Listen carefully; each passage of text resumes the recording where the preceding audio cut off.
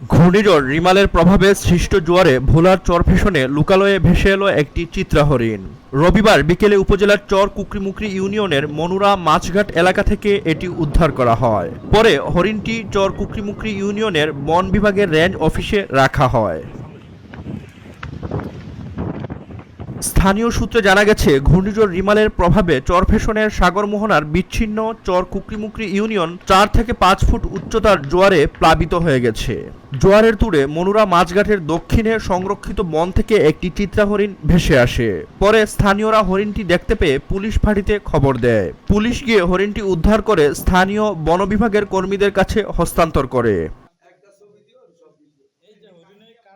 বন বিভাগের চর কুকরিমুকরি ইউনিয়নের রেঞ্জ অফিসার সুমন চন্দ্র দাস এ তথ্য নিশ্চিত করে কালের কণ্ঠকে জানান, হরিণটি পায়ে আঘাত পাওয়ায় জোয়ারের তোড়ে লোকালয়ে ভেসে আসে।